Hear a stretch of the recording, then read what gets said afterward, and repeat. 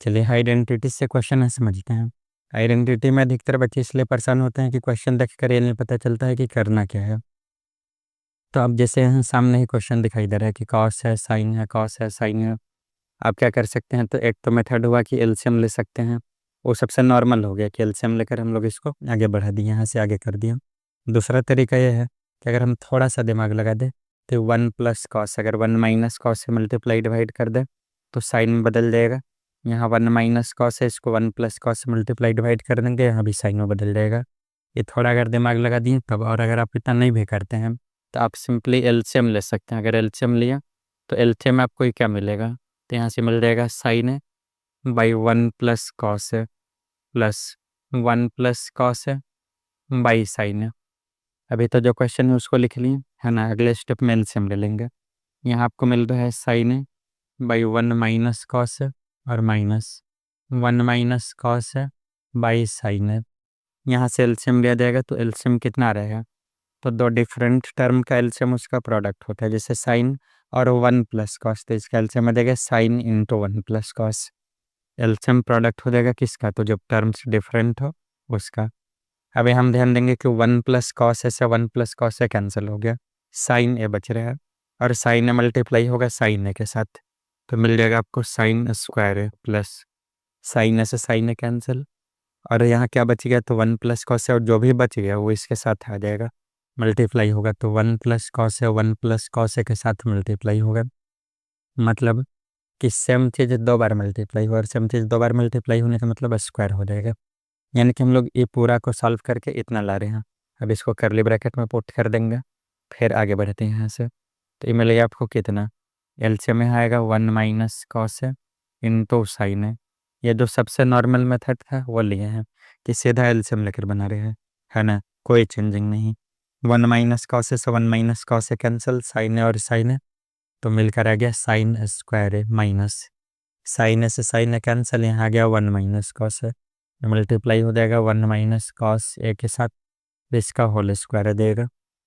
अब तो नॉर्मल है कि साइन स्क्वायर को छोड़ दिए हैं, इसमें ए प्लस बी का होल स्क्वायर यहाँ सेम रहेगा, यहाँ ए माइनस बी का होल स्क्वायर बढ़ाइए आगे, साइन स्क्वायर को same sine square 1 + cos A का होल स्क्वायर तो हो गया 1 + कॉस स्क्वायर प्लस 2 कॉस है डिवाइडेड बाई, यहाँ कितना मिल रहा है, तो यहाँ मिल रहा है साइन ए इंटू 1 + कॉस है, करली ब्रैकेट में इसको पुट कर देंगे, फिर इंटू यहाँ से आपको मिल रहा है साइन स्क्वायर है माइनस, अब माइनस हो रहा है 1 - कॉस का क्या करना है, तो 1 - कॉस का होल स्क्वायर, तो ए स्क्वायर प्लस बी स्क्वायर -2 है भी, तो 1 + cos square -2 cos A divided by sine A into 1 - cos है।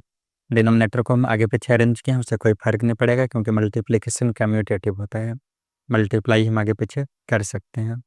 अब यहाँ अगर हम लोग ध्यान से देखें तो साइन स्क्वायर कॉस स्क्वायर 1 और 1, तो इन दोनों से 1 आ रहा है वैल्यू, और यहाँ भी 1 है, तो 1 - 1 2 प्लस बगल में है 2 कॉस है डिवाइडेड बाई साइन है इंटू 1 + कॉस है, और ये पूरा मल्टीप्लाई हो रहा है किसके साथ, तो यहाँ साइन स्क्वायर है माइनस ब्रैकेट हटाएंगे, साइन सबका चेंज -1 -कॉस स्क्वायर और +2 कॉस है divided by sine A into 1 - cos है इतना।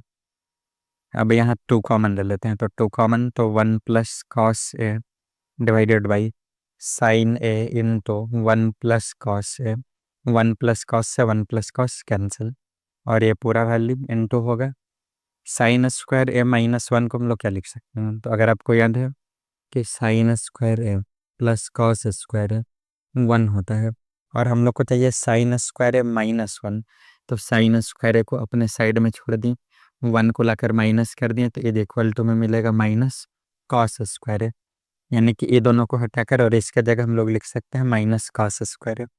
तो यहाँ बैठाते हैं -कॉस स्क्वायर ए, बगल में क्या है, तो बगल में है -कॉस स्क्वायर है, और यहाँ क्या है, तो यहाँ पर है 2 कॉस है divided by sine A into 1 - cos है इतना, ब्रैकेट क्लोज।